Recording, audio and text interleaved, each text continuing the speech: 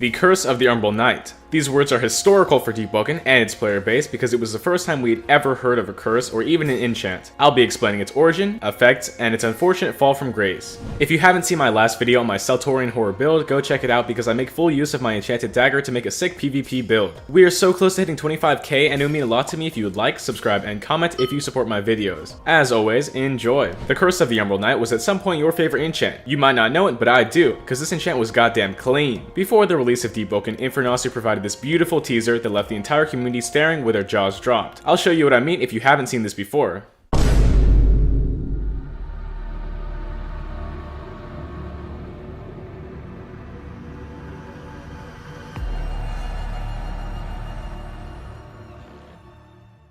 Just as a note, we had never seen any gameplay with bells or enchants or anything crazy, so this really started to shake things up. This edgy trailer came with some more edgy lore from Infernasu.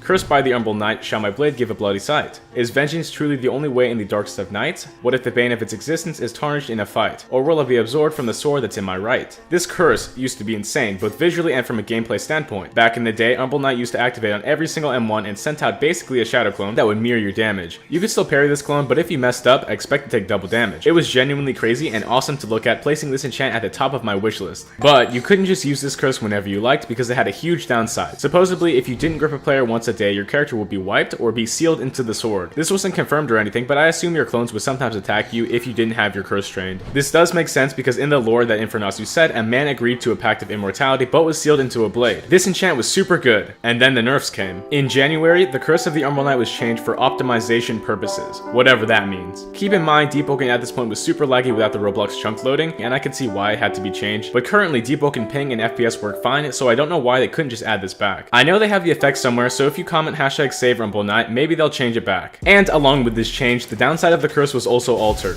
The days of training your curses were over and we got something else instead. Here's what the current day Curse of the Umbral Knight looks like. The appearance of the Umbral Knight still remains the same and glows blue with some surrounding black and red clouds. It emits the drowning curse sound effect that seems like it's doubled by my dual guns, so it sounds like I'm holding bees inside these revolvers. It looks pretty nice. This weapon curse is relatively similar to what it used to be, but it's so much worse. First of all, it doesn't activate 100% of the time, but I see it pop up every 3 or 4 hits. Something that's weird with this curse is that it will always proc when you hit something that has 100% HP. Instead of summoning a clone on hit, you will do a secondary hit that can also hit you. I guess it's their way to make this curse have a downside, but it doesn't even have much downside. You will only take damage on proc against a non-humanoid player, which means in PvE content. I don't really understand why this would even exist, because I don't see it as a meta monster killing enchant. When I fight monsters, I lose 2% of my HP while I do 2% more damage. The damage is honestly quite useless because I heal it back once I kill the monster. I'm not really seeing the point to use this curse over a bloodthirsty curse which does so much more in PvE. Against players, it's okay. I can do some good damage with this enchant. With a normal revolver shot, I do run 5% HP, and with the effect, I deal 7% instead. It's not very noticeable, and they can parry this, so I guess it's just extra damage. I'll rate this curse as pretty low tier because it's very lackluster in comparison to before. I think I'll put this at C tier because 2% is really nothing. It actually does what the old Curse of Yunshul did with 1 to 2% more damage when you hit yourself, and people thought that was the worst in the game.